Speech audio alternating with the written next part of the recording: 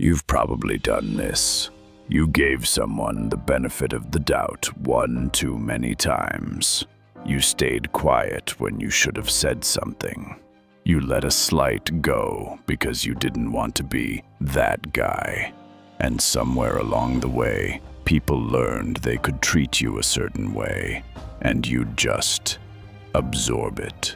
And you've probably asked yourself, is being good actually working for me? Or is it just making me easier to walk past? That question is older than you think. And 500 years ago, a guy who watched good men lose everything wrote the most honest, most uncomfortable answer to it that's ever been put on paper. Set up 020 to 130. His name was Niccolò Machiavelli. He wasn't a philosopher locked away in a library.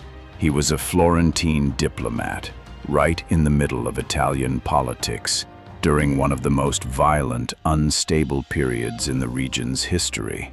City-states rising and collapsing, alliances made and broken overnight. He watched decent, principled rulers get destroyed by men who had no interest in playing fair. Eventually, Machiavelli lost his position, got tortured, got exiled from the political life he'd built his whole identity around. And out of that fall, he wrote a short, brutal little book called The Prince. It wasn't meant to be a philosophy of how the world should work. It was a manual on how power actually works, written by a man who'd watched idealism get eaten alive in real time. That's why it still lands. He's not selling you virtue. He's telling you what he actually saw. The argument, main body. Let's go through what he actually argued, not the cartoon villain version, the real reasoning underneath it. The first idea is probably the one people know without knowing where it came from. It is safer to be feared than to be loved, if you cannot be both. Machiavelli's reasoning here is almost clinical. Love, he says, is held together by a bond of obligation, and people, being fundamentally self-interested, will break that bond the moment it's convenient for them. But fear is held together by a dread of punishment, and that dread doesn't go away just because it's convenient to ignore it. He's not telling you to be cruel. He's telling you that being liked is a fragile foundation to build authority on, because liking is a feeling, and feelings change with circumstance. The second idea is about timing, specifically how a smart operator treats a crisis. Machiavelli watched over and over as stable rulers got caught flat-footed by sudden change, while sharper men used that same chaos to seize ground. His argument is that fortune, chance, circumstance, disruption, behaves almost like a river that floods. Most people build their house right in the floodplain and then act shocked when the water rises. The prepared man builds defenses before the flood, so that when disruption hits, he's the one positioned to act while everyone else is still reacting. Third, and this one gets attributed to him constantly even though the phrasing isn't exactly his, is the strategic logic of staying close to people who could hurt you. The reasoning isn't paranoia for its own sake. It's that distance creates blind spots. The people most likely to move against you are rarely strangers. They're the ones who've slipped out of your peripheral vision because you stopped paying attention.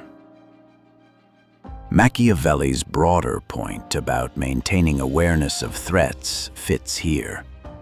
Complacency, not conflict, is what actually kills you.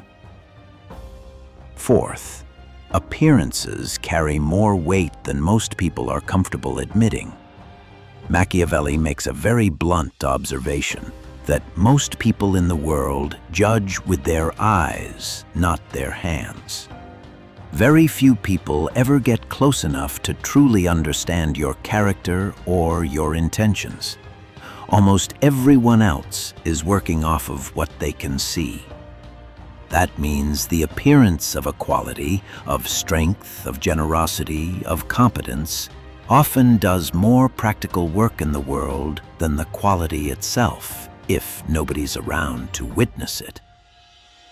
Fifth is about discretion. Machiavelli was deeply skeptical of rulers who showed their full hand too early, because information given away ahead of time becomes a weapon in someone else's hands. His advice is essentially, reveal your intentions at the moment of action, not before. Not because honesty is bad, but because premature transparency hands your leverage to people who haven't earned it. Sixth, and this is one of his more surgical, almost cold pieces of reasoning, concerns how you deliver harm versus how you deliver benefit.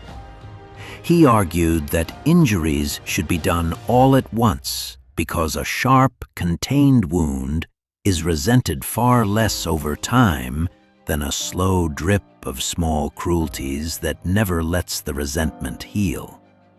Benefits, on the other hand, should be handed out gradually because a favor savored over time is felt more deeply than one large gift given all at once and then forgotten. And seventh, Machiavelli's argument about adapting to the times. He observed that rulers tend to succeed with one particular style, bold, cautious, aggressive, patient, and then cling to that same style even after the world around them has changed. Fortune, he says, favors the man who can adjust his approach to match the moment, not the man who insists the moment adjust to him. The ones who fall are usually the ones who mistake their old strategy for their identity. Now, strip away the Renaissance politics and put this in your actual life. Think about the guy at work who's competent, does good work, never causes friction, and gets passed over for promotion 3 years running by someone louder, someone more visible, someone who simply made sure the right people saw what they did. That's Rule 4 in real time. Competence without visibility might as well not exist to the people making decisions about your life. Or think about relationships.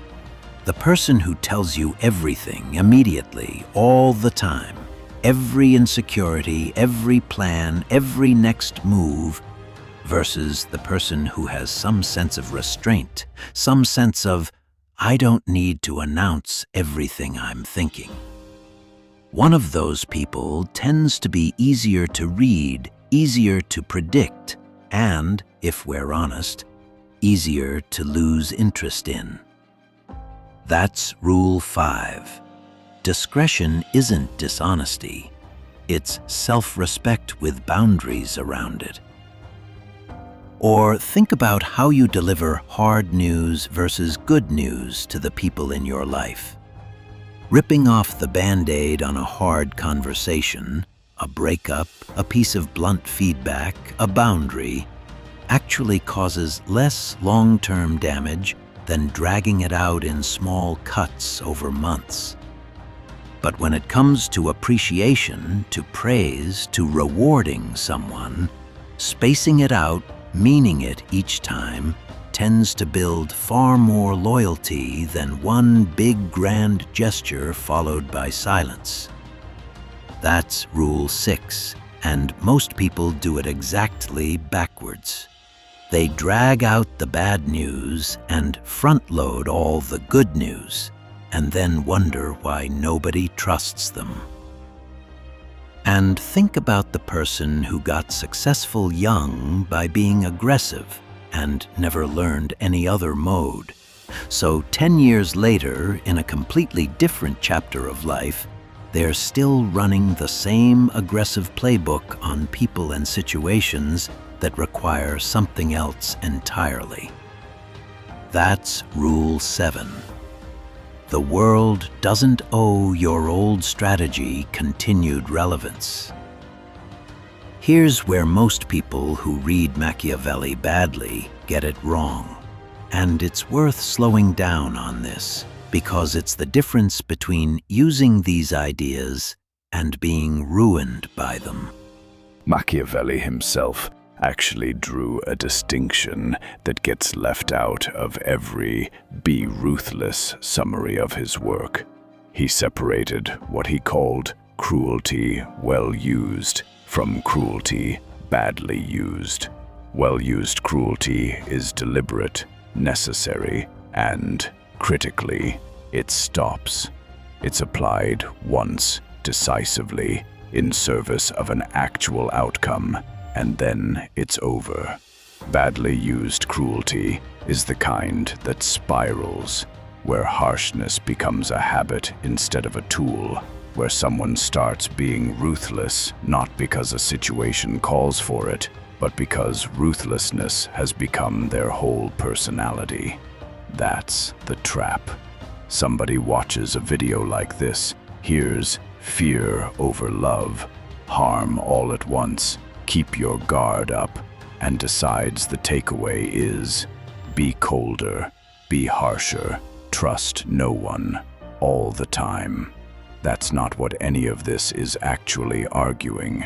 Machiavelli wasn't building a case for cruelty as a lifestyle. He was building a case for precision, for knowing exactly when softness will get you killed and exactly when it will make you stronger. The rules aren't a personality.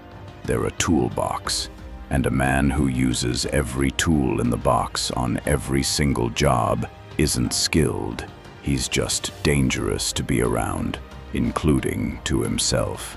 So if there's one sentence to take from all of this, it's this: strength isn't about being hard all the time. It's about knowing exactly when hardness is required and having the discipline to put it down the moment it isn't. If this kind of thinking is useful to you, taking old, uncomfortable ideas and actually applying them to how you live now, stick around. That's what this channel is for.